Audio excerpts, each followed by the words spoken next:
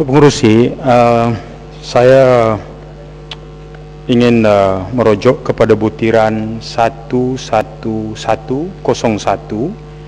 MPOB.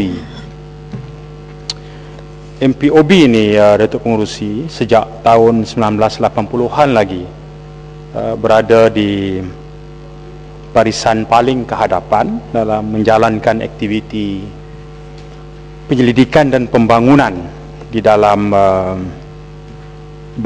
pam biodiesel, dan termasuklah aktiviti downstreamnya, downstream product applications.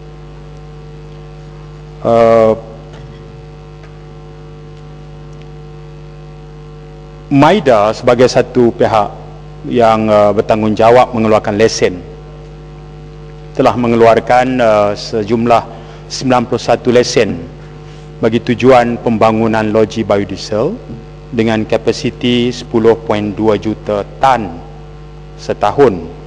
Negara kita juga ada dasar biodiesel negara pada tahun 2006 dan Akta Industri Biofuel 2007 telah diluluskan.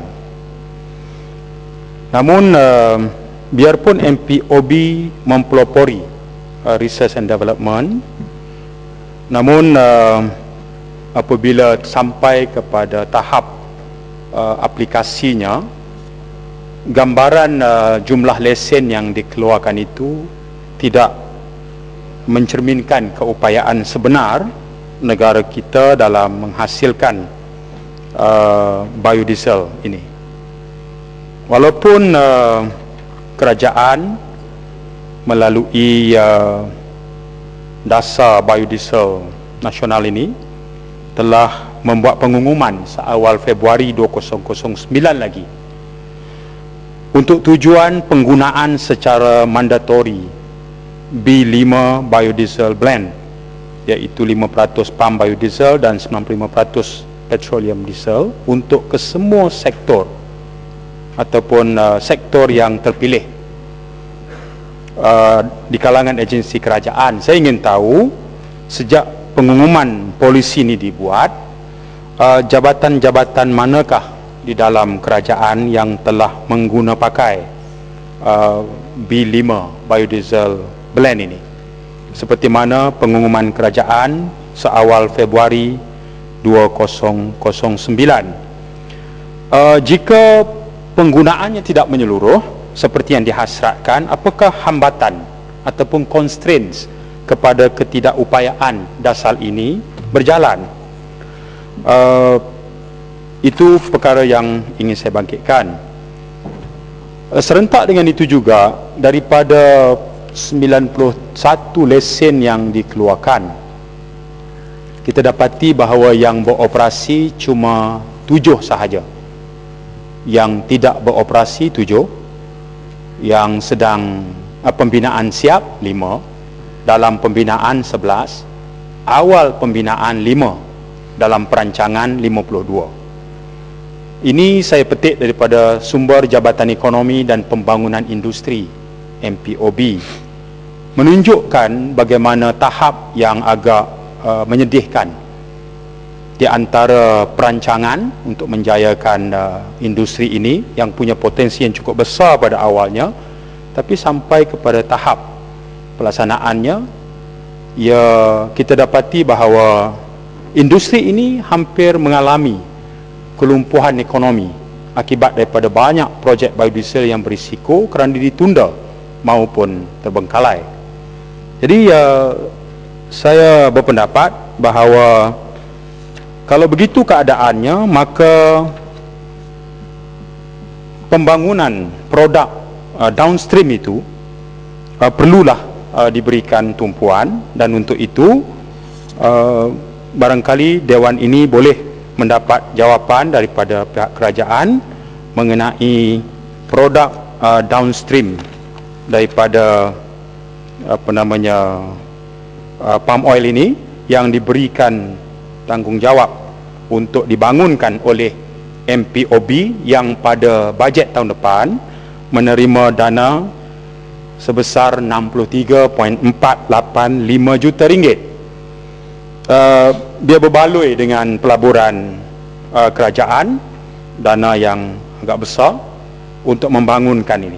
Kalau boleh, Dewan ini diberi maklum apakah produk-produk downstream yang telah dibangunkan dengan jayanya oleh MPOB, misalnya palm methyl esters sebagai satu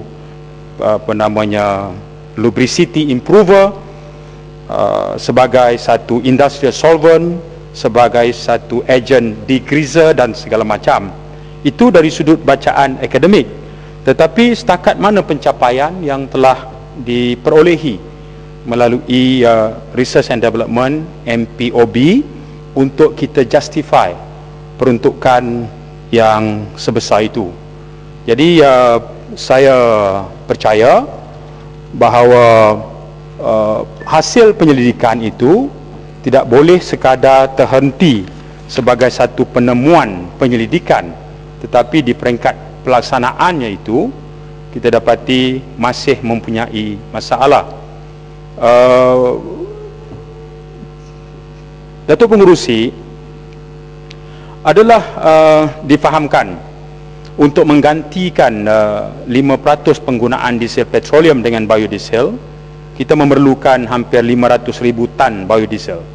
Dan saya dapati bahawa dari sehingga 28 September 2009 sebanyak 4.045 juta liter, anggarannya 3,500 tan B5 telah disalurkan oleh Petronas melalui Klang Valley Distribution Terminal kepada agensi-agensi yang terpilih, begitu mengikut laporan media.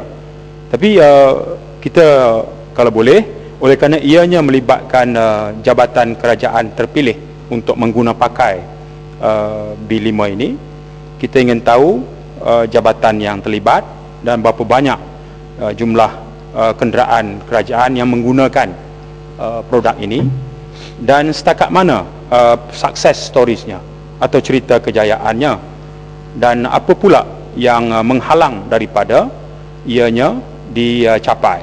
Barangkali di peringkat perbahasan jawatankuasa ini, Datuk Pengerusi, saya ingin mencadangkan agar subsidi oleh kerajaan atau mengurangkan nisbah campuran kepada 2 atau 3% bagi mengurangkan kos instead of 5%.